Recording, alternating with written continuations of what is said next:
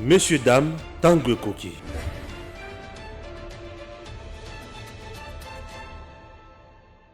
Mbote mingi na bino bandeko bazuli bakumala muya kolanda biso Edem Télévision n'est pas yo besoin mili banda ya mboka to na kati ya mboka to tombeli lo penza bolandi bolamu et masolo lelo to kokende na mwa lombango actualité o ya biso kisaka to benga ngo polémique chaque jour to la mura biloko ya sika e baksama to tayi koleka na semaine poso mobimba ezalika makambo ya Tshisekedi azui poison baki opérer ti to monia ye mobimba kufite. Et le long sous le solo il y a polémique il y a koyamba il y a Antoine Tshilombo Tshisekedi ils ont pas obligé à bengisa batunyo so fuka bayate mais population oyo ya yeba kite ka Tshisekedi a kufito azanvi nda lingaka yeba azato azate nde bayaki kozwaye polémique ekoti na ba institution nyonso po Sénat ils ont obligé à kozala et ba député bazala ki obligé bazala na kati wana.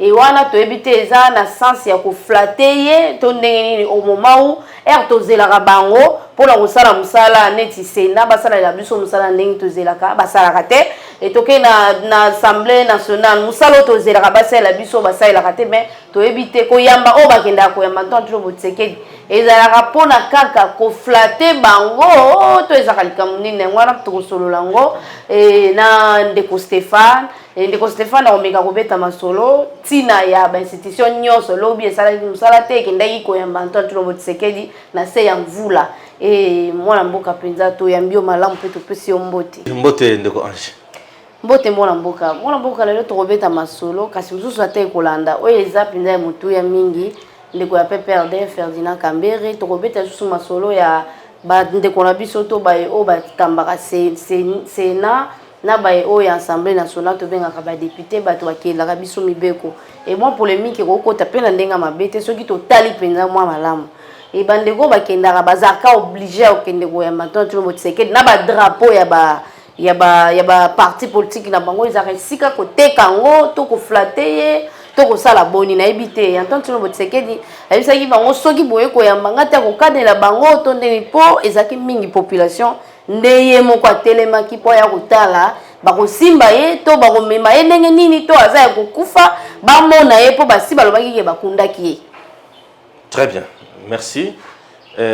Nazo continuer na kolobaki Bokechu azwi soni nazo continuer na kolobaki Bishop Élysée aza pembe na comédien mbika na oyo amonaki liboso ya etandoike na ye oyebi bato tant mosusu bazoyeba gravité ya message wana ndenge ya kité puisque il y avait des compatriotes na niveau ya Okatanga ba province ya ndenge na ndenge ba na kolanda audio oyo Bishop wana Élysée na Bokechu makamba ali koloba pona mokonzi ya mboka akufi ba pasoli ba saliboye bato bazwaki ba problème ya mitema na degré ozana idete puisque nazui bapele na lembi bato bazobenga ndeko Stéphane yebisa biso audio to ali koyoka ezali ya solo to ya lokuta ndeko Stéphane bato mosusu bazokomelanga balobi Stéphane kozwa temps mingi ya ko répondre Bishop Élysée te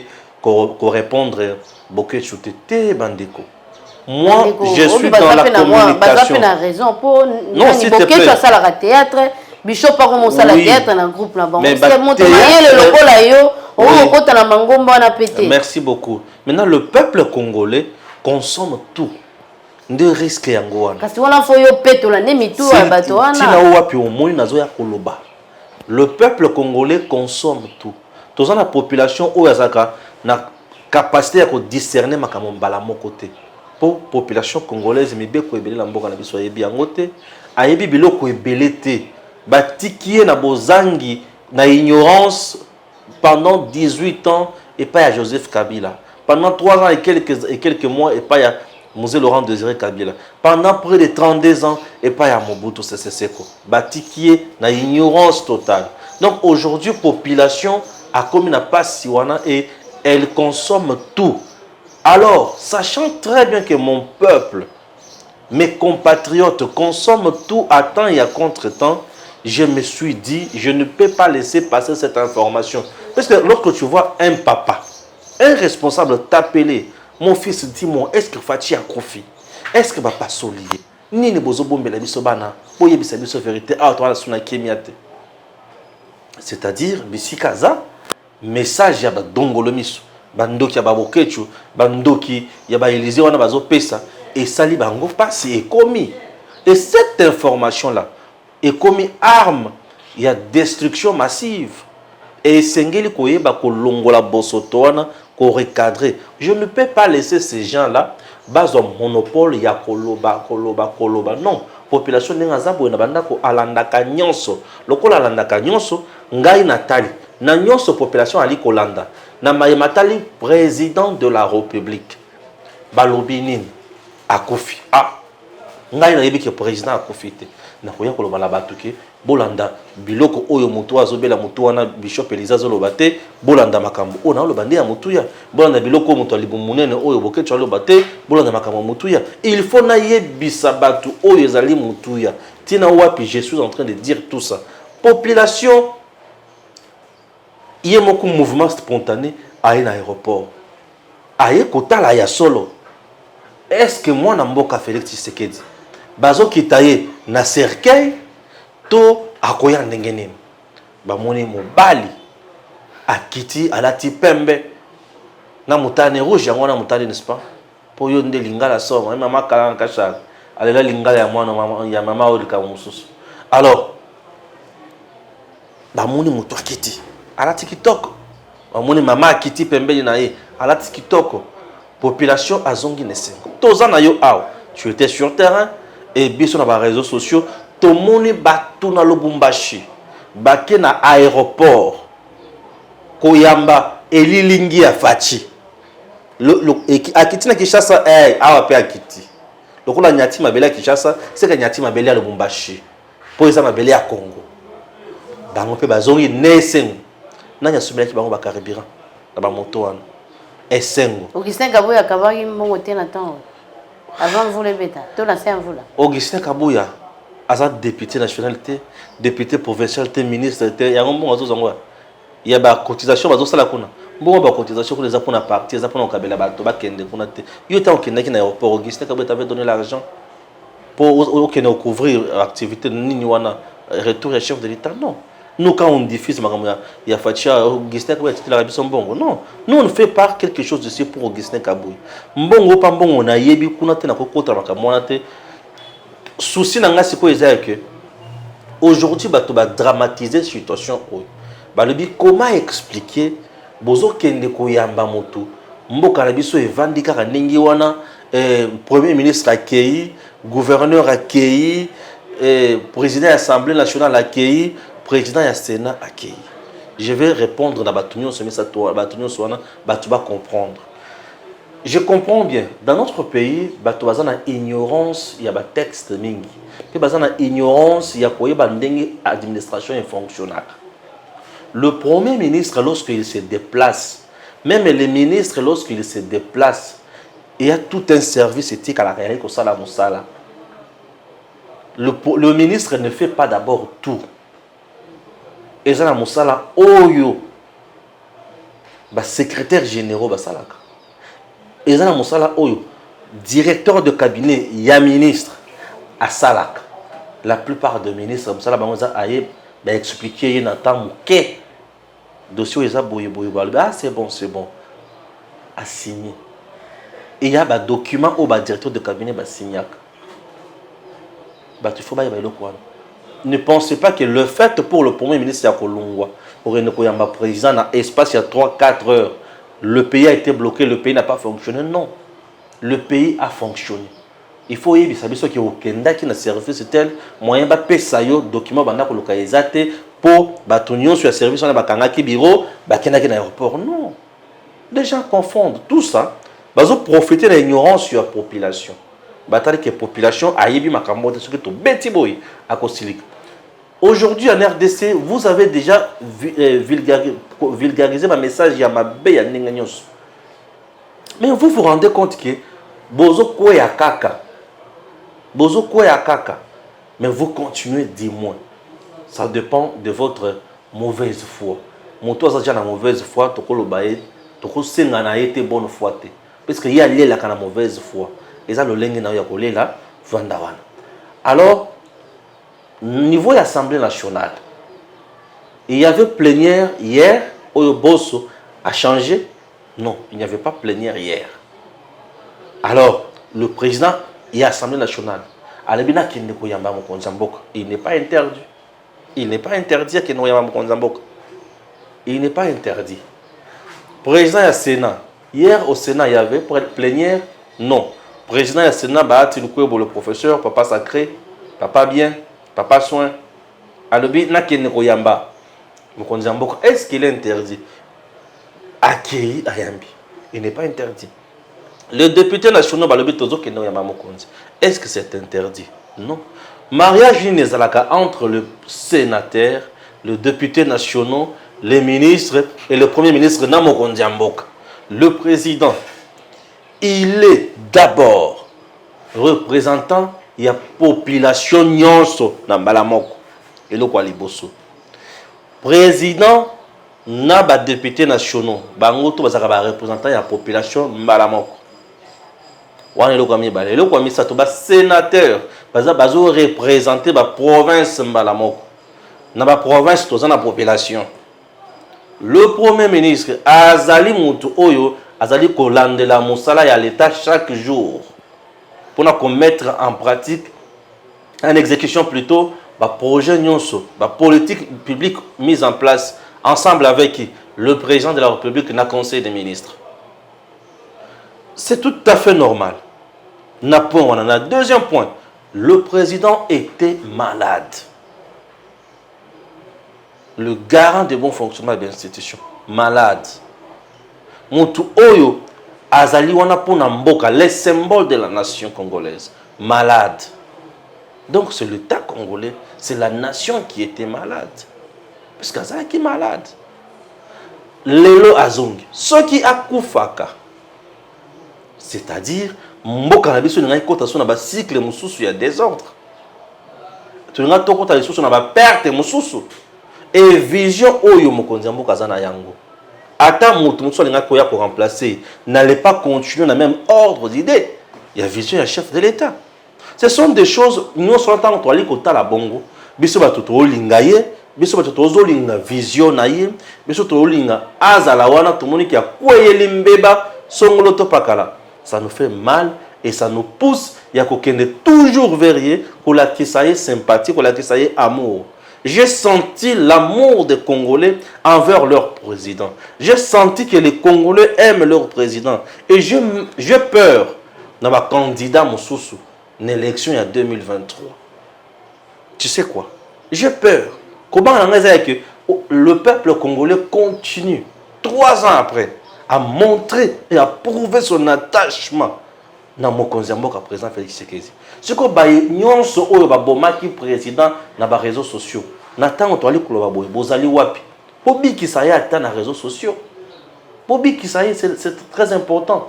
Il y a des gens dont on souhaitait président Liwa ya moto. Bobi ki ça y a ta. Balali. Donc méchanceté nyonso wana toloba te ezana effet mon côté. Nous nous sommes rendus compte ezali mauvaise foi mal placée. Moi, je suis dans les campagnes, moi, Boutou, moi, Mbilinga, et Emmanuel Ramazan Chadar, Belela qui penza, Vandeko Senga, et Babi Misanani, Nalombango, Ferdinand Kambe, Wazaline de Kolabango, Babi Misem, Nalombango, Kassibauti déjà pour 4 et Bitombo, n'habitez pas Nayo, Yambaki, du solo en Boni. Oui, Ferdinand Kambe a joué et Tumbo, na Oya Saraki. Kambere beti mutu mulangi abimi pomba amoni eza kuluna wanda ko sala ta manda ko sala rébellion abeti mutu mulangi abimi pomba abimi yakuza okena ngaba kuluna beti mulangi babeleli kuluna bakangi kuluna wa soye babenge nani ye quand même bazo ba traiter malamu Ferdinand Kambere bazo benge ye babenge ata kuluna te kaso ye akanga Kambere ababenga kuluna a détourner te. Voilà. Apanzi mutu ngana zo benga ye kuluna ya Ferdinand Kambere. Po apanzi mutu mulangiza mode opératoire ya bakuluna. Kambere c'est un kuluna o ya panzi mutu mulangi. Lelo ba condamné 6 mois de prison. Akumisa Nzambe. pour aller condamner 6 mois de prison. Parce que menace, il y a qu'au mettre fin à vie à Moutou Ezalaki. Mais balongoli infraction wana, balobi karake, cause et blessure. Volontaire encore.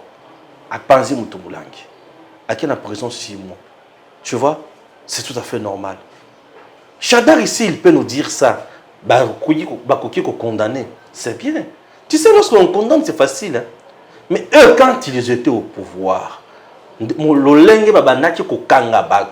commençons d'abord par Chadar.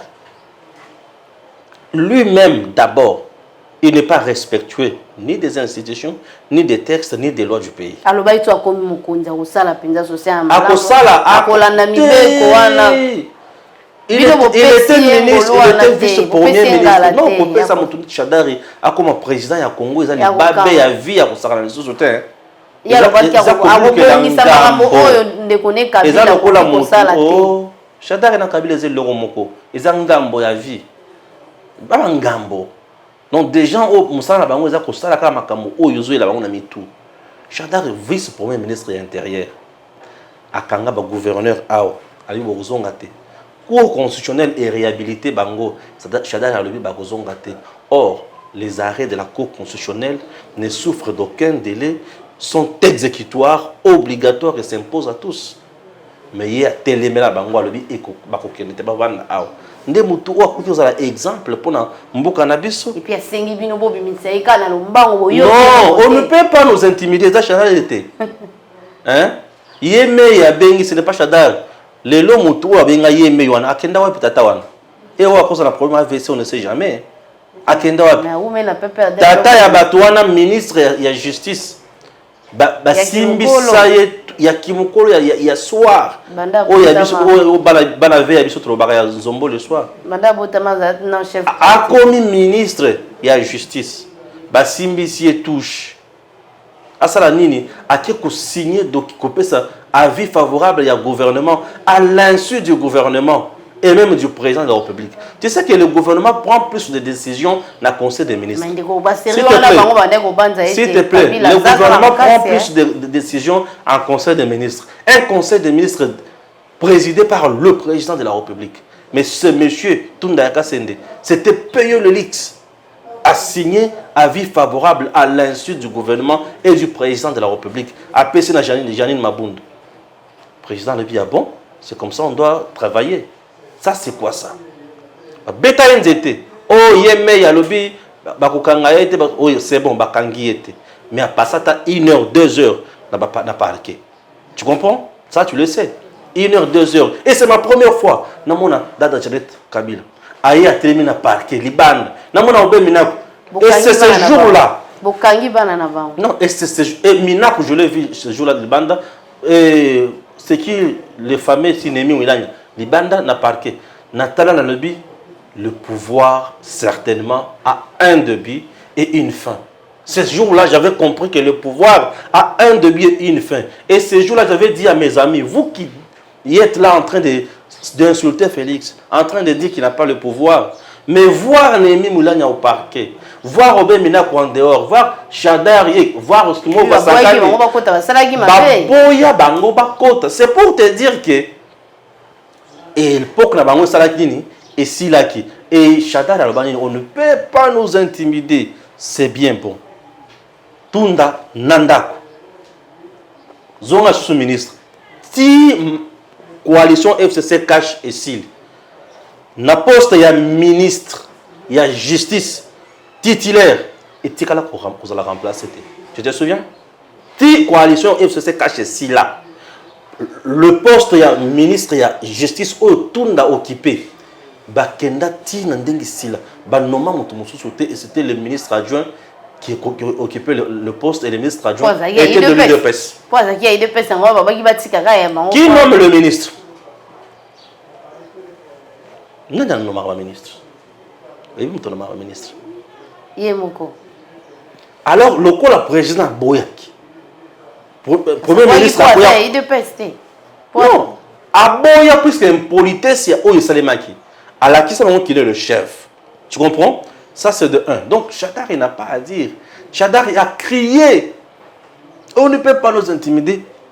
ba intimider et le liboso et le ko mi balé Shadari a occupé illégalement la maison de l'État. Il l'a spolié.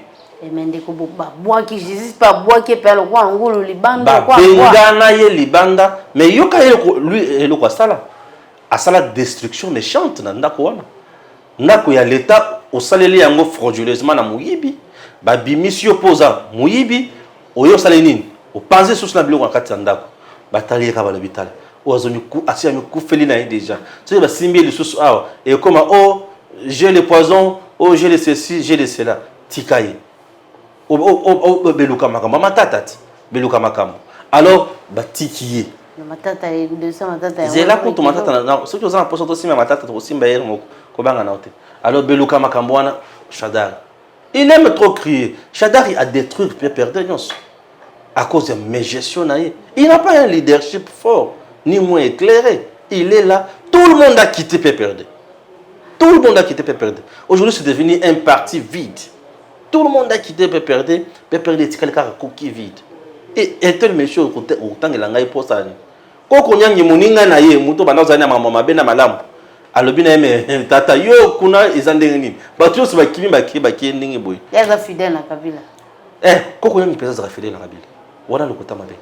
Quand on y a penza za vraiment fidèle na Kabila. C'est un traître qui a trahi le président Bahati Lukwebo et puis il est allé et qu'on vend dans et pas à Kabila, il est là-bas. Hein? Oui, lui vraiment reste fidèle chez Kabila. Ce sont des gens qui ont gagné leur vie grâce à Kabila. En réalité, ils n'ont pas fait gagner la RDC. Qu'est-ce que Kokunyang a fait en République démocratique du Congo? Étant ministre, à Salini, député, il y a une proposition de loi. Oui, bien sûr, il y a une proposition de loi au AP, c'est le député national. Ce sont des gens qui parlent uniquement lorsqu'il y a polémique. C'est ça. On a des gens fantômes dans ce pays. Balia Kambongo, vivaka bien, mais en réalité, non, absolument rien. Donc, Kambere aujourd'hui, Azu et Tumbu, ça veut dire la force de l'état des droits. Azu et Tumbu nae, Kambere confondait l'époque, où il va traumatiser Batou, ko kangabana Batou, ko betabana Batou, ko panzabana Batou bilongi, et au finish, bazar intouchable, mais cette fois-ci, l'intouchable n'existe plus dans le régime du président Félix. Tina o wapi ba o lingate azala na bomoki. Tina o ba o lingate azala kaka mokonzi. Po ba yebike bango na mabe basala na lolenge bango ba vivelaka. Ce qui mutuneti ya tireka mokonzi. Bango tous ba kusuka na makala. Bango ba banga. Mwana mboka likambo ya ndeko na biso matata ponyo esuki boni tilelo ba jiji ba ko batela ekaka. Et yaza moto oyo bandaki azaki liboso ya misolo oyo ebimaki makambo ya talaki bukanga lonzo to éviter Congo ezobimisa mbongo pour Afrique du Sud nde Elia Masango e babimisi mbongo ya bangelo kwa mituka oyo kosala ko balusa mabele biloko ebimaki mituka eza kuna ba moteur ya sika ezate mituka penza eza en bon état et lelo yo ndeko matata ponyo ko baluka na ina ndenga lingi wana ya liboso ya mibale lisusu likambu ya ndeko Uliba Kongo afandi na ba député et Uliba Kongo ayiba ki penza biso sobika yibi et to mona ba vidéo na village ombongo ya l'état ebimaka ezata na tableau moko ta plastique te et lelo yo Uliba Kongo aza libre na assemblée nationale to bana na bona matata ponyo tout le monde sait que dossier na ye ya Bukanga Lonzo il cherche par tous les moyens pour s'échapper. Au moment où je te parle, il veut saisir. S'il te plaît, lui cherche par tous les moyens pour s'échapper. Et je suis convaincu qu'il serait des mèches avec Batumso dans la justice pour vendre sa dossier. Tu vois un peu. En tout cas, je suis tenté de dire cela. Matata, pour nous. Lelo, azo comme la sénateur le sous. Yemoko wana azali victime, il y a justice politique, c'est ce qu'il dit. Yemoko wana amoni ki azali victime, il y a démarche, il y a vice procureur pour la cour constitutionnelle. Yemoko wana a komeli so ba sénateur. Oyi poneni matata ponyo siko a komeli ba sénateur et non bureau ya Sénat. A komeli ba sénateur pour na koyebisa bango ke bino boboyaka ko lever immunité nanga mais baati le kwebo alevaka immunité nanga alors tout ça là par tous les moyens tout le comment kolongola baati c'est ce que lui matata veut Or, le président Bahati Lukwebo, le professeur, n'a jamais agi dans le lenge ya violer règlement d'ordre intérieur ya Sénat. A viola mibeko ya mboka te. Tout pouvoir ndenge toza boye et sengeli et coopérer na pouvoir mosusu. Règlement elobaki soki ba sénateur baza na vacances parlementaires, c'est le président le bureau qui peut tabler na dossier à lever immunité ya sénateur. Ou un règlement elobi.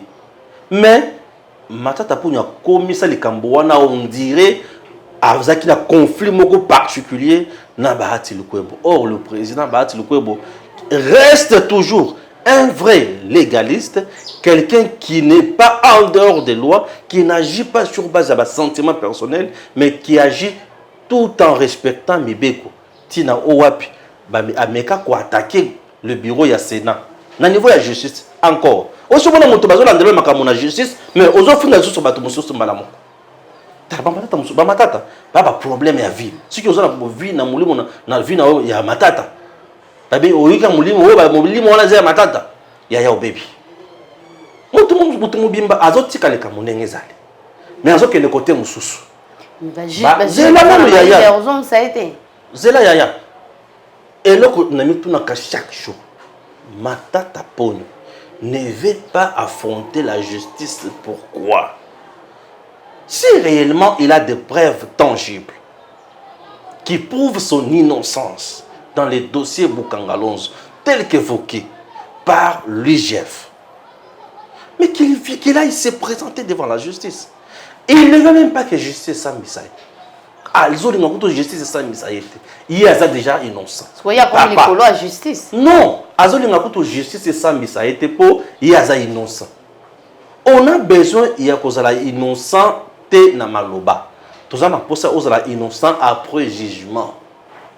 Ceux qui après jugement matata ponyo balobi ki aza innocent ba sambisi pesa to moni justice sambisi balobi aza innocent, je viendrai ici pour dire monsieur matata ponyo, excusez-moi, nandinga na banda ko traiter yo mutu moko boye ya lolenge moko boye limbisa pona maloba wana, mais lokola mono justice et moni ki oza innocent, alors oza innocent, je respecte gestion na yo. Mais aussi longtemps que justice est le bi makamu swana to ko banda ko la ko pakola ka makamu sto pakola ye oyo. Alors parce que il a tort. Ye alinga ko samba na Sénat. Ce qui a dit que le sénateur Alina Kosamba, a roloba je suis ceci, je suis cela. Matata Ponyo Asamba Kaliboso ka ba journaliste, ba point de presse. Matata Ponyo Asamba ka ba communiqué de presse. Matata Ponyo Asamba ka ba média. Liboso ba zuzi ya kendaka. Mais liboso ya batu oyo vraiment bazana posa ya kosambisa ye alinga kate. Ce qui va le bika balobi na yekaka ke il faut samba boy problème. Tu t'imagines que l'homme invité par le procureur général près la cour constitutionnelle, mon colo a dit que tout le monde a question, matata pas nous répondre. Wana c'est qu'il y a zobanga bazu ayebi ki wawa sikonde ko unique arme nanga ezaka ka oyo mutu oyo aboma biso ne kama matata po na dossier oyo ezaka cour constitutionnelle na des données kaluba. C'est chaque jour c'est la kala kombo des données kaluba. Il nous a rendu un très mauvais service. Justice est au nom du peuple. Biso peuple. Mbongo ba yibi eza biso peuple. Mbongo ba li eza biso peuple. La justice est rendue au nom du peuple, exécutée au nom du chef de l'État. Chef de l'État sous la paix. Mais bandiko balobi ko ezonga na ende bandiko baza sous en confiance na e bazo singa na tonto butsegeda mega ko tsamwa dictature mo wa mukie ata ça moi je l'ai toujours cherché. Alobi justice la justice de notre pays. Ko batu nyonso ba komozela kaka justice ko azui penza minduki na ya tsango na nzela moto nyonso ko zonga moto. La justice de notre pays nous a déçus dans le lenge nyonso. On a même un dossier ici à rébellion dans la justice, on va suivre ça d'ici là. La justice de notre pays nous a déçus dans le lenge nyonso. La justice en cannabis et décevoir besoin dans lenge nyonso. La justice nous laissée par Joseph Kabila ne pourra jamais nous servir. C'est une justice il y a batu oyo ba vandiwana bazoluka ba s'enrichir, ya bato oyo bazana posa misolo, ya bato oyo misusu bazana ba condition ya mabe, misusu bazana condition ya malamu, ya bato oyo bakoma baninga, ya bato oyo ba créer ba raison na bango, ya bato oyo bakoma ko travailler ndenge balingi. Justice oyo ya mibeko ebele koma ya kala démodé, infraction ekomi sika, mais mibeko ekomi kala. Justice ikoma ndenge wana. Toko kusuka nango wapi. Tina wapi makamana zozala bongo. Le président a tout intérêt ya koloka ko changer justice et ça demande de l'argent pour faire une grande réforme, de grandes réformes à la justice. Je te dis, pour opérer de grandes réformes à la justice, ça nous prendra du temps et ça va nous demander de l'argent. Pourquoi? Puisque pour faire de grandes réformes à la justice, et le quoi les bosso, tout le monde a mibeko wana, to simi mibeko après mibeko, toke total esko banani o esengele ba ya ko sala mibeko wana. To recruter ba magistrat mususu ba to mususu ya ndenge na ndenge ba to mususu oyo administration judiciaire wana pe izalaka bien pas peut to kutaka ba greffier ba boy ko tcha ba to mususu ba greffier pe ba saka pe mambeba makasi. C'est ce que je dis, ko trouver ba to oyo ba kuki ko ya ko sala musala sika oyo ya kala wana na lobiti ke bazwa bango ba tcha ba ngona fulu bazwa bango oyo bazana âge à retraite ba ke na retraite ba pesa bango misolo oyo bazana âge à retraite te. Mais bazana nzela malam ba retenir bango oyo ba mesana toujours ko zala nzela ya mabe ba bengana bango donc ba bengana bango. Tu comprends? C'est comme ça on peut faire mieux et aller plus loin pour construire ba bâtiment ba triper ce sont des choses ya ko tout ça là. Sinon c'est difficile justice élève une nation. Au moment où justice est en Canabiso, il y a Kabila. Pardon. Voilà, on va te siko la likambo munene Willy Bakonga. Sony. Ti lelo Willy Bakonga iba mbongo o eza ko bomba na te moto nyonso yebi ke Willy Bakonga penza iba misolo à l'état azwa ba école le nyonso chango na compte à l'état ba école privée l'état des ofuta et au intérieur ya l'état kuto école ezalaka te kasi mbongo Willy Bakonga azwaka lelo Willy Bakonga za na kati ya ba député bakela ka mibeko bayo bazaka liboso ya mibeko babanga ka mibeko kasi bazolo ba eloko te bafandi basangani na bango po za muninga na bango to ndenge nini. Willy Bakonga il est député national puisque ba pona kai pas ya peuple le wale boss et le comme balé aye comme ministre puisqu'il a été nommé là comme ministre atika suppléant na ekuna. Tu comprends? A comme ministre Willy Bakonga dossier oyo memaka ye na prison ezali ya muyibité. Dossier oyo memaka Willy Bakonga na prison ezali ya misolo oyo ya bandaki ko katisa na yango mai. Wakena na mboka mususu. Azwa misolo wana katisa na yango mai akomi na mboka kuna ya Brazzaville bakangiye. Elingi kolobake mibeko na mboka na biso et permettre mutu akatisa na misolo ebele na maboko te. Et suite ya likambo wana ndokola bakangaye ba jugé en flagrance Mbalamoko à se retrouver dans la prison. C'est comme ça que Willy Bakonga a été arrêté. Et maintenant, Batu Oyo ba travailler na Willy Bakonga, net responsable ya Sekopé o ba katé la 20 ans en prison. Tata Moko a sala AVC liboso ya Batu na TV. Ba katé les 20 ans en prison tata sali AVC ya koyi. Omoni les banda ko yiba misolo normal. Ba katali et tout mon papa sali AVC liboso ya Batu. Bon, ils sont malades, maladie plutôt est frappée. Je ne peux pas me réjouir de la maladie, mais dis-moi, l'acte posé par ce papa laisse à désirer et je ne peux pas encourager. Willy Bakonga qui est dans la prison. Et tata on a côté dans la prison. Maintenant, Makambo OYP IGF. Alandela ka Willy Bakonga na gestion ya makambo d'école, misolo et consort. Kino lelo nano ba sambisa ye ya pona yangote. Oyoki problème ninga Willy Bakonga ninga zalaka. Nano ba sambisa pona yangote. Alors là se retrouve en prison na premier dossier lokola azalaka jugé na cour de cassation. Nde au mona procureur général pour ya cour parquet tribunal ce qui parquet ce qui ya Gombe na grâce présidentielle ya bato faki ba bima a glissé comme Willy Bakonga. Le procureur en question qui avait aussi glissé les noms devrait être puni par la Cour de cassation.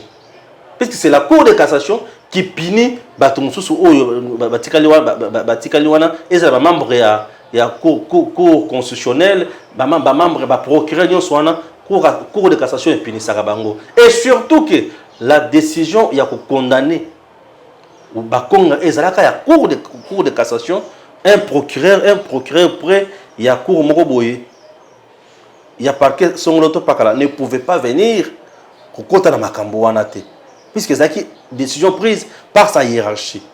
Au moins, mais à côté de la et dossier on est à la impunité. Mais tant on a plus loin, bah vieux wana na oyo azora décision.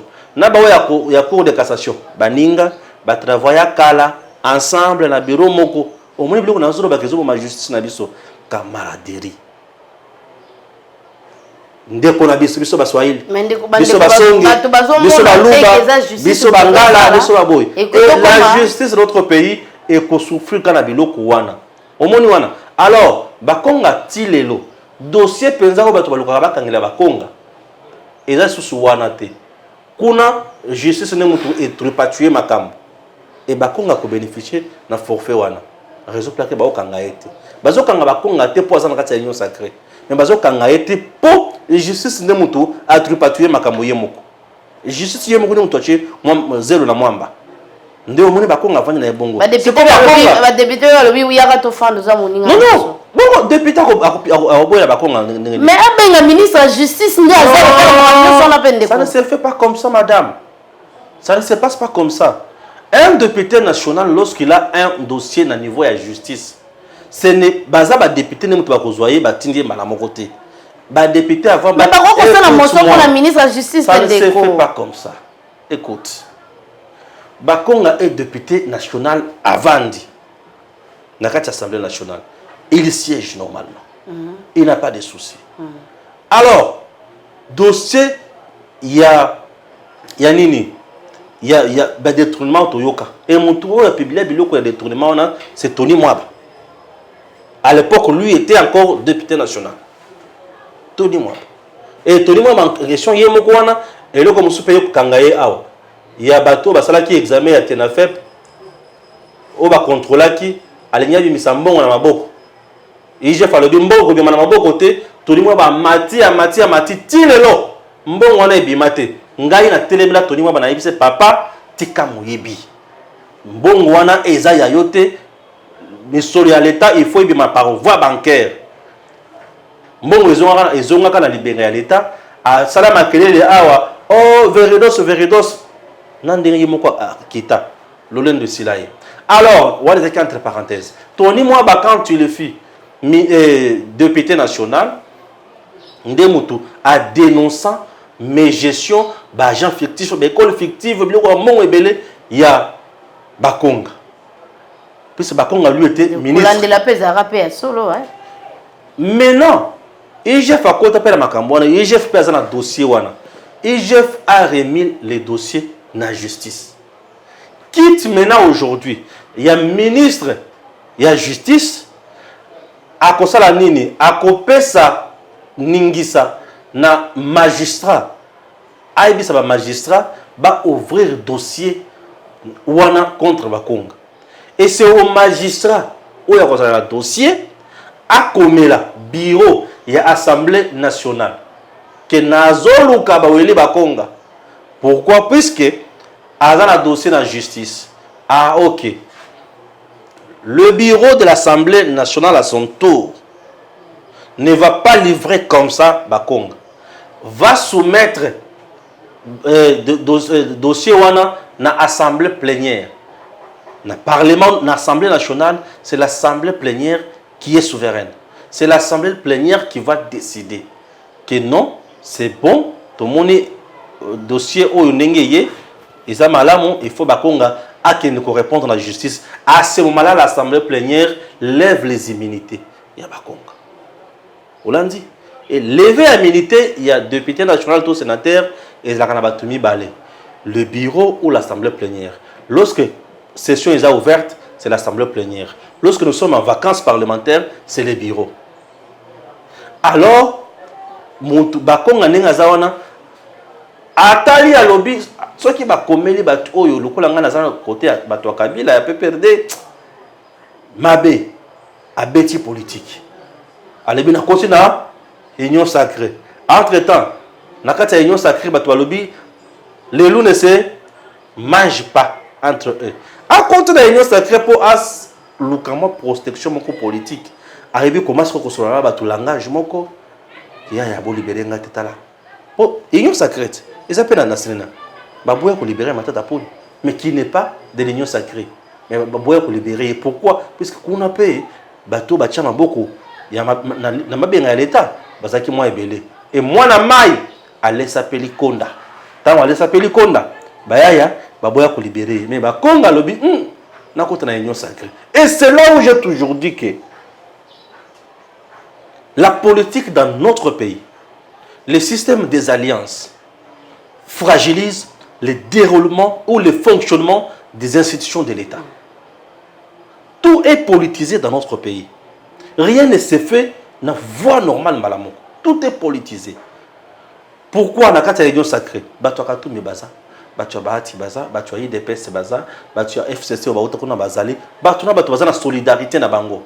Ceux qui parlent dans Bamoni, Bino, Boyi Bokoti na bilanga na bango, Bo livrer mutuna bango, to ministre na bango. To DG na bango na tour na bango et haine balobini acharnement politique bango pe na tour na bango bakoloka balongola pe ya bino guerre na guerre. C'est comme ça ndena ke plus loin na lobby et le retourner assemblée nationale wana parlement congolais et longa mibale et comment parlement congolais longa bicaméral et comment monocaméral et nous aurons un parlement au moins de 200 députés ou 100 députés. Et si nous avons un parlement de 100 députés, un parti fort peut avoir 60 députés. Et puis là, la majorité, on est calme. Moi, je pour na kusukisa na masolo na biso et na ebité okoki ko bakisa nini pambate outi ko makambo mutuya et puis si passe la kisike tango mosusu bato o ba kosala justice eza bae o baza likolo na bango to ba député ba sénateur ba ministre bango nde bazo pesa bango esengo ya kosala mafia bongo pambate bango basi basangani na potopoto lelo tango union sacrée bato lokola ba ya bongo ba okende kokota ka ba population akozwa union sacrée na ilingi nini ese ba kosala bokesenya Kabila to ba kosala ko ba kokoba ndenge Kabila bandai kosala bona ebité lokola tokobi na suka ya masolo na biso oyi ko bakisa nini po ete to kabwana pa makwalelo po bokeseni ezala na kolandisa makambo oyo bokonzi ya Kabila esalaki na mboka na biso eloko le botizo sanga ba réforme ya makasi puisque le mal dans notre pays est déjà profond, est très profond.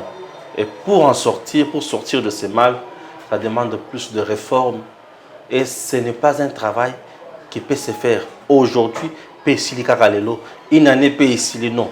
C'est un travail oyo ekoya au fur et à mesure, puisque les autres côtés samakambo est belé. Il faut inculquer aux gens des valeurs républicaines, il faut inculquer ceci, il faut inculquer cela. Or, nous avons des politiciens oyo bazaka na confiance ya justice kaka soki ezokanga ba adversaire na bango, mais soki justice ko kanga bango moko et comme problème. Le jour où tout le monde va accepter son erreur, ses fautes, ses défauts devant la justice, les Congolais n'ont pas besoin il y a pas juger à répondre na makambo salaki. Les Congolais ont encore besoin, ou les politiciens congolais, s'enrichir au détriment. Ce sont des gens qui vivent dans la vie à opulence, ils ont idée. Les politiciens congolais, population congolaise. Tina wa le peuple congolais. Tout le monde a une étape. Il y a Bakabela Kabiso Polo, Bakabela Kabiso Lipa, Bakabela Kabiso 10 000 francs pour te voter, pour te commissaire. To comme na étape ya koloba ke papa oyo ko diriger biso makanisi na yo pour la société na biso ezali nini boyoki makanisi na ye botali passe na bino bolobi o ya solo moto ko sala kwa mutuya et soki akokisi makambo wana te azongele bolobi na papa teleba na musika kokoma wate oza moyibi et ozala mala mingi et la population a comme une capacité, il y a tellement le but, tu nous avais dit ça, biso na yo to kushika na kala lelo, to za na balabala to zo zela yo ti o ya ko expliquer biso ah. Attention changer. Ozana ba ministère nyonso oyo. Ba to ba télémikaka. Ba ki ba commune ministère ba lobi monsieur ministère na on mutu faut pesa biso courant. Yo ne mutu faut censé ko pesa ko le bela biso na conseil des ministres. Yo ne mutu censé ko télémina ba régie oyo il faut pesa biso courant. Yo mutu censé ko sala boy. Les lobby sona yo awa to silana. Na cadre ya ko beta été bo vandeli kaka wana to za na posa ya courant. To za na posa ya mai. Ce qui est ministre a pris cette solution dans 3-4 jours ou une semaine, à sa capacité de démissionner. Pour pressionner chaque jour à Olembango. Ce qui est au niveau à revendiquer, ce qui est noble, sans casser, pacifiquement. Nous sommes un peuple aujourd'hui qui applaudit pour ces bourreaux. C'est ça. Et ma commune, il y a la population. Mon peuple, ma commune, ma commune, mibeko ya mboka aza politicien te bato ba kokola ki za peuple ke awa mbeba eza kaka biso ba journaliste oyo eza kaka ba société civile mais lelo ba journaliste ebele to komi na kanya Moïse Katumbi mingi boza kuna ebele baza pas Fayulu baza muke po Fayulu azoyo kana te ana loko te mais Katumbi ne muto kabela ba ngombongo ngai na ça pas fachi moi je suis pas ya fachi. Pas Fachi ou il y a Fachi, il y a Balabala, il y a Nini, il y a Fachi Betonte. Moi, je ne suis pas institution président de la République. Je fais mon travail pour communiquer pour la Kisabato ou une institution des années pour ça pour n'amboka nabis. Mais de quoi on est aux accords, on ne peut pas mettre bayo bandulanda yo, ba rosalara libanda. Mingi oya awa mega ils a pas si crédit ils a pas na ba itando awa tente. Ne vous ce qui koluka kaka moi ma. Tu dois savoir que mikolonyo so koyebisa bato makoki na bango ndenge nini moto ko koyeba te yo ko ya ye. Na mboka na biso ezana bato ebele lelo ba komola na politique makasi pe bazana ma mega na bango na Kinshasa oyo. Ndeko po anite koluka pe bato nyonso bakokana soki tolobi to beta ta to sala ta moko moko oye kolisa bato makambo bato ba ezalaka mokolo moko te kasi mikolo nyonso bandoleka kana ba ali koloba kaka oyo to suto sali déjà eza mais oyo etikali eza na ebele conscience comme makala bato ebele et un jour nous allons atteindre apogée to eloko mutuya. Mwana mboka na bandi tokomi na suka na tondi bino matondo mingi na bino nyonso bozwaki libaku malamu ya kolanda ngai wa bino kolanda pe Edem Télévision na kosenga na bandeko ono ba partager na onte bo partageaka po ete bo sungaka ba mama o ba bengaka biso ba komela biso kaka bazolela toti kotala boketu totindaka bino botala boketu ta sala ka théâtre totindaka bino botala Bishop Élysée te po sala ka théâtre bango nyonso wana bazwaka mbongo ya fin du mois mais bandeko na bino ba congolais ba mama o batekaka bandunda na se ya moi muso koteka mapa na se ya moi bazozanga moya kolia nani akosunga bango kasi yango wana tosengi bino bo partager bo s'abonner soki topesi bino na lusango te ya mabe bondimaka na nte oyo tali nano Edem otali Edem alobi na ole oteseke batate atande ba kosala musala na bango na tondo bino matondo bino. Messieurs, dames, bonjour et surtout bienvenue dans votre émission Tango Cookie. Bandeko Balandi, to le belal kambo otobengi scandale na domaine ya justice, pe rébellion toujours na domaine ya justice. Na matali mabele na mboka na biso, confusion totale. Baye bazali censé mettre en place, mettre en exécution mibeko ya mboka, ba komi batomboki, ba komi ko sala makambo soki olandi et que ça là on ma passe. J'espère bisika oza tant sous victime ya likambo o to lobela sikoyo. Bozomo na mausolée ya Kondo papa Etienne Tshisekedi. Na mabelo to bini ya Indobo soki Indobo. Bandeko kuna scandale ya koteka, scandale ya ko tripatuer ba jugement, scandale na rébellion ya makasi na matali barré ya ko. Chers compatriotes, Naza na président il y a ONG à Mounene Croix Jaune International Papa Toussaint Bokoyo Kaye ndenge akolobela makambo wana après ba révélation moko ya somme na ba vérité cachée tolanda sikoyo mbote président Toussaint Mbote papa journaliste. Kimi ezali quand même. Kimi ali, mais Kimi alite. Kimi alité. Kimi alite. Ouais. Pour Pinzoli ezana biso. Tokolela. Ouais. Tokolela parce que balobi na biso état de droit. OK. État de droit ezali pour yo na ngai mboka mobimba to soutenir mokonzi ya mboka pour mboka ekende liboso. Pour mboka ekende liboso balobi justice nde ezali moboko ya nyonso. Mais soki na domaine ya justice bato bakomi kolela ekomi passe. Nini ezolelisa bato lelo na domaine ya justice? Papa biso Croix Jaune International. OK. Toye lelo awa epai na yo pour biso tozali wana pour na protection civile na développement. Très bien. Oh, protection civile na développement ekotambola na mibeko ya mboka.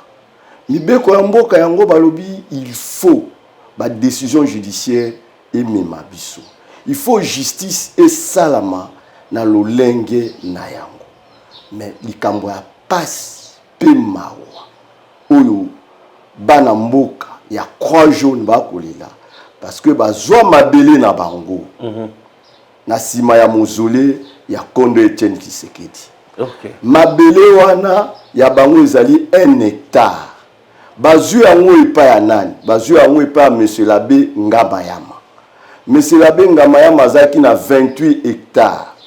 Azana ba contrat na ye, azana arrêté ministériel.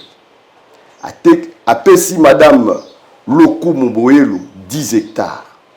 Madame Lokumu Boyelo apesi na mwana na ye 9 hectares, apesi na Croix Jaune International 1 hectare.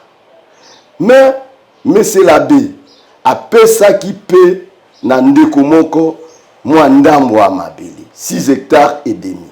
Parce que protocole d'accord na bango ba signaki après que bazwa banini etikalaki na 6 hectares et demi. Ndeko wana amonaki malamu te ya kamati 6 hectares et demi na ye apesi yango na société PPC Barnett, société à ciment pour akende ko defa misolo kuna. Tant que ko defa misolo bato société balobi te oya ko defa misolo wa pe futa a ko futa te. Tant a ko futa misolo te bandeko wana bakei na justice. Ba saisi tribunal ya commerce. Tribunal de commerce sous le numéro RAE 001 va rendre décision avant. Mais tant que vous savez, monsieur l'abbé a comme intervenant volontaire. Alors non, na quoi vous tikate, bazo amba belé la l'agneau sur les 28 hectares, on a si la pesa qui fait ndambu na batu mususu, na imoko pe na tikala ki na mwa ndambu na yao. Balobi non, na jugement wana ba pesi na société wana 6 hectares et demi, ba pesi na monsieur l'abbé 21 hectares et demi. Donc quand monsieur l'abbé a soit qui déjà engagement na madame Feu Lokumu Boyelo, Marie-Thérèse na Italie 10 hectares, abi madame wana soit 10 hectares da kati wana 10 hectares, ndenge na lobi madame Boyo Kaikofo azana 9 hectares, Croix Jaune International azana 1 hectare. Bakei la mon appel. Na appel ba confirmer sous le REAE 011 ba confirmer décision du tribunal de commerce. Décision là les lois ils allaient exécuter et acquérir autorité à chose jugée. Bakei peut ba exécuter yango nyos. Mais scandale est wapi? Ndeko wana oya yebi ase akoyi o balobi ba décision nyonso eza rendu au nom ya peuple congolais mais exécuté na kombo ya mokonzi ya mboka ya président de la république. Mais ndeko wana wayebaki ase akoyi ake na tribunal ya Kinkole somo ndeko nini kuna na tribunal ya Kinkole somo ndeko na tribunal ya Kinkole ba ndeko ya Ngamayama alakisi ba jugement wana nyonso ya tribunal ya commerce na arrêt à cour alakisi même donner acte ceux qui donnaient acte quoi dans le dossier au Simbaté mais ba juge Akinkole ba kangi misu ba simbi dossier ndeko nanga ba baloli makambo ba bongoli makambo o ba lobi mwambe koti zelo ba koti si zelo na kati ya justice ba rendre une décision par défaut et assorti d'une clause exécutoire ba kei ba exécuter ba dimisi mukoro mabele ba dimisi biso ba oyo ba kolo mabele ba bwaki biso libanda libanda na motoyo arrêt à cour et fanda la kasi tata mokonzi fazo olanda biso na tango to koloba la kasi premier ministre aza kolanda biso na kasi bakonzi nyonso ya justice président ya cour constitutionnelle aza kolanda biso président ya cour de cassation aza kolanda bakangi miso ndeko barande décision bakolo mabele libanda la kisa biso na ba décision na ba arrêt oyo bino bozana yango pour esunga biso na donc pesa téléphone. OK, voilà. Ezala awa papa mika nyonso ezali awa tozwa ba décision expliquer biso moko botoyeba que ba longol eza vraiment rébellion na makamwa be côté na justice papa rébellion so tomoni mokanda oyo ige akomi tokozonga na yango oyo ezali mokanda ya liboso oyo ige auti kokoma mikolo inspectorat général de service judiciaire alambi yango nyonso alakisi biso que oyo nyonso basali kuna ezali kotosa pe kolandana mibeko ya justice te po balobi ko mokanda oyo elobi nini concrètement mokanda oyo elobi boye que jugement ya tribunal de commerce ese ekomaki exécutoire loko ese ekomaki exécutoire ba exécuter yango tokei mpe to exécuter yango papa OK tokei to exécuter OK ba PV exécution yango na huissier à exécuter. Voilà. Voilà. Notre caméraman nous aide. Voilà. Vous exécutez yango. Huissier a exécuté. To vandi na mabele. Mais toke okuta nini na mabele papa. O to kolela lelo. Policier atondani na mabele na biso loko eloko mususu. Yako to kobenga rébellion. Policier qui kuna. Policier la kasi général Kasongo azo yoka biso. Oui. Na mabele ya Kindobo. Policier atondani. Parmi policier wana atondani polani. Babi ba réquisition ya parquet général. Ya matete. Réquisition misato na mabele moko. Réquisition ya liboso balobi bayaki okengela mabele po jugement par défaut wana ezalaki. Oh, jugement par défaut wana ndeko tosi tokweyisi yango. En contestation de l'exécution, toza na jugement awa. En contestation de l'exécution. Jugement en contestation de l'exécution yango ndeko na.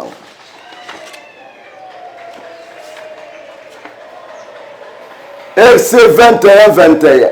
Oh, pardon, 21-20. Il y a tribunal à Kinkole et Moko. Alors, vite, ma mère, la salle qui tika la bongisata. Alors, non. Bon, tu as monté sur ma belle là. Exécution des acquis ma belle. Tu peux. Et pas yo, balance ça qui biso pongi na ige. Oh, mon canal a biso comment qui connaît ça qui bambou les belés. Depuis 2020, Tilelo a eu sa mukanda wan. Oto uti olakisa siko. Abi bozo. Tokei ba exécuter.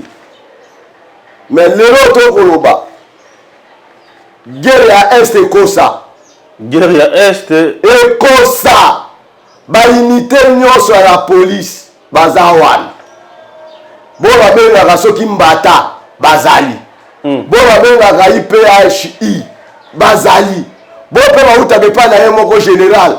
batonda likuna yango biso tokobenga rébellion tosi toexécuté mukanda ya IG IG moto bakoko sécuriser ba décision judiciaire parce que décision judiciaire faut la sécuriser ndeko soki décision judiciaire za sécuriser te comme passe pe mawa aller à cour on a quelle autorité à chose juger aussi ba exécutaki ija alobi atangi amanyoli asosoli alobi non oyo bozonga nango na état ya yambo mutu oyo atie kofalsifie makambo nyonso en complicité na bajuge na bamagistrat aza nani concrètement nani aza nsima na ye aza motu ya politiki to aza nani papa moto wana wa kotambola kombo na ye Serge Muntu oyo tokosamba na ye me na nsima ya Serge Muntu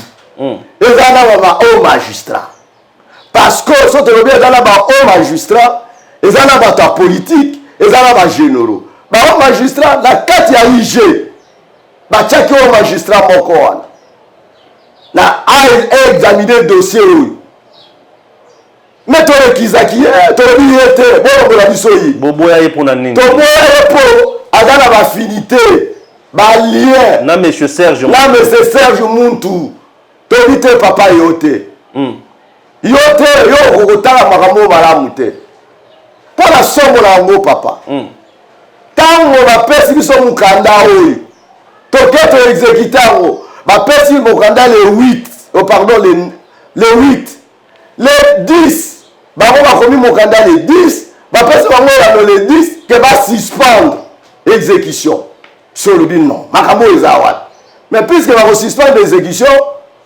oyo ntango basali na te mais si tosali exécution bakosuspendre susu nini biso toza na kati ya mabele na biso yango tolobi boye que papa mokonzi rébellion wana eza kuna insécurité judiciaire na badécision ya justice eza ka bino bato bokosukisa yango na makambo etali mabele ya kindobo na concession ya monsieur l'abbé Ngamayama oyo croix jaune aza na ndambo na ye ya mabele 1 hectare oyo madame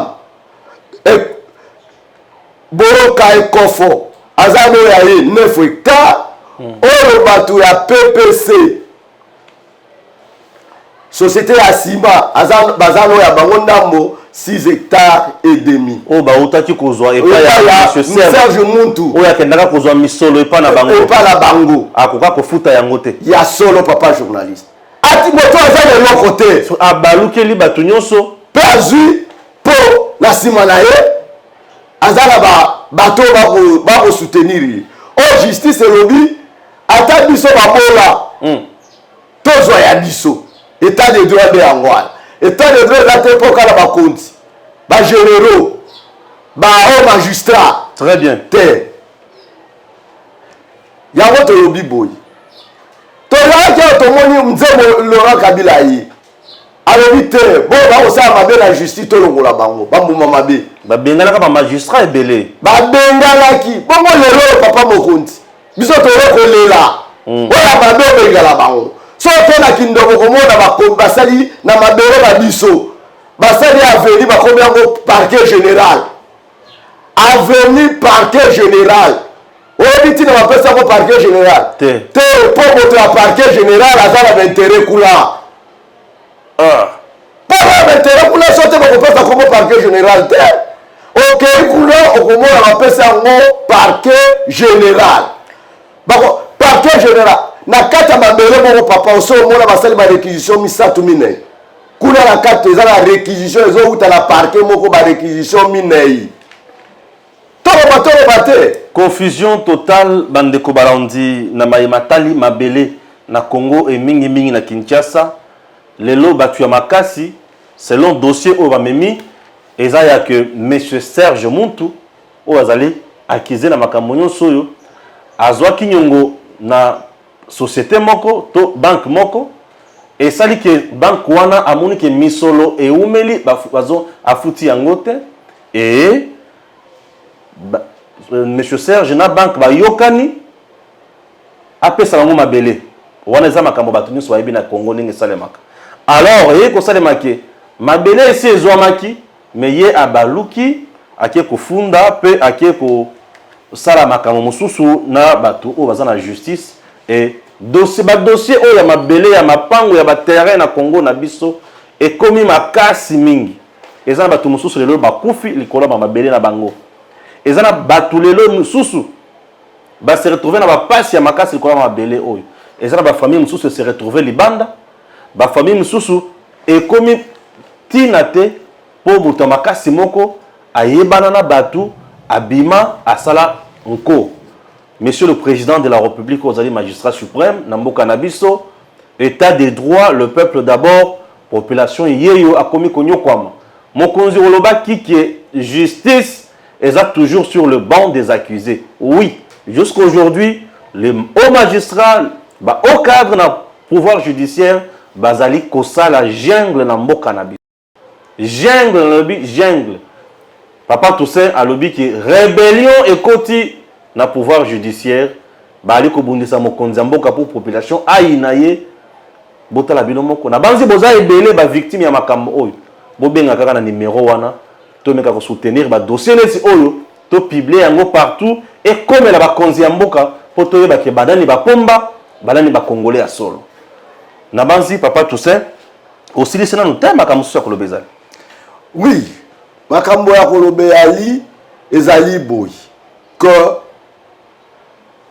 président de la République azo sala ka ye mon côté pour to benge magicien azala bateau ba branche na ye o il faut ba sungai ya woto lobi mikanda na biso to koti la ministre de la justice ministre d'état yende secteur na ye moto ko ningana ouais azali wapi pota la biso likambo devant un arrêt ou acquérir autorité à chose jugée ministre biso to lela Suga mokonzi mboka tolobi ministre ya intérieur ba policier ba batela nde batala la biso makambo bakuluna ba ko sopana la biso na mabele na biso te no ba policier ba komi bato il faut ba tchaka la mabele na mabele basi mabele na biso bo se rappeler likambo ya Doli makambo bato bakufa likolo kaka ya mabele Doli makambo wana lelo na boloko bakonzi oyo baza sima ya makambo wana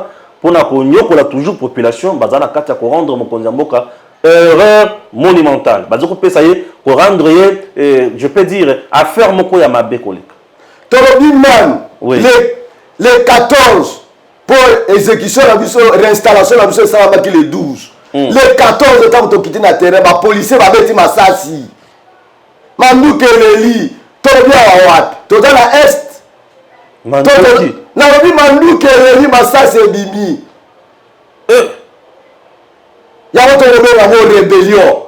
Et pas basi ba exécuter. Masasi ko robeta matin. Mais non. Masasi ko robeta matin. Masasi ko robeta mapolani. Ce que ça rébellion té. Ya wana nyo soto koloba. Procureur général ya cour en cassation. To la yo. Makambo tayi la biso yango. Tous les gens sont IG. Makambo eza wapi? Oto mozu mukanda lelo mozu mukanda lobi. Tous les gens sont général Amuri. Makambo uti wapi? Pour général Amuri peye na ngongana ye atuna ye ndeko. Général Kasongo. Atonze biso ba soda kuna pola koluka nini mabelo wana la guerre te surtout que mabelo wana ezali epayo bato benga ngo site présidentiel et comme kokota na confusion papa ba policier ba kende ko beta masasi kuna ba beta masasi sako mukona musu masasi ko beta ba pomo ko ndamboka yo otala kondo o biso nyoto zolela papa kunda baba yango wana na nyoto lobi batale la biso makambo wana batika biso to jouir na mabelo ya biso parce que ba décision judiciaire c'est fandi très bien ba fandi c'est encore la décision judiciaire. J'aimerais au pesa numéro na yo Papa Toussaint po batu oyo bakoki ko sunga bino na dossier oyo ba benga yo facilement Qui va m'en bien puisque parfois on a difficilement téléphone. Papa, numéro na biso yango. Ok. 0900 0900 25 25 30 30 43. 43.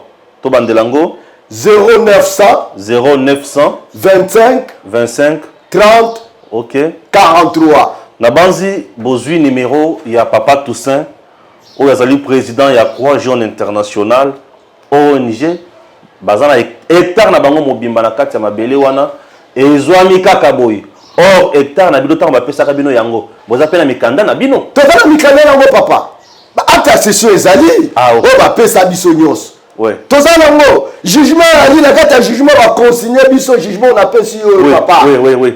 na kombo ozali wana bato baza na mabele baza wana bakoma biso oui. Croix Jaune International bakoma Madame Boroka Ekofo bakoma Mezenga Mayama toza na kati wana très bien très bien toza nango bakoma biso kolekatele koma biso 1 hectare Madame Boroka Ekofo 9 hectares po nyonso wana tozwaki yango epai ya Madame Lokumu Boyelo très bien ye azalaki na 10 hectares na ye apesi biso très bien.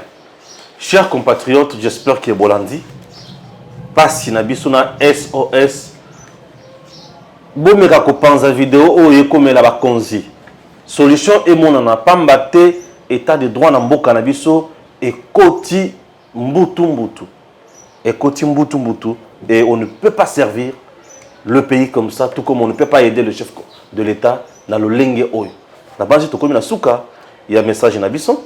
Merci papa to comme la souka message na biso to lobika IG azala musala mibale te musala na eza moko ko garder ba exécution ya ba jugement très bien exécution za malam on le quoi bango bazala musala ya ko garder ba exécution c'est que faut pas sécuriser ba dossier ba décision judiciaire batala yango na doctrine te batala yango na mibeko eza doctrine te batala yango na mibeko batala yango na jurisprudence te batala yango na mibeko loi ya mboka elobi nini nesika oyo. Papa Toussaint, merci. Voilà, chers compatriotes, c'est trop grave. Rébellion dans les domaines judiciaires en République démocratique du Congo. Le président a du pain sur la planche. À très bientôt. Messieurs, dames, Tanguy Koki.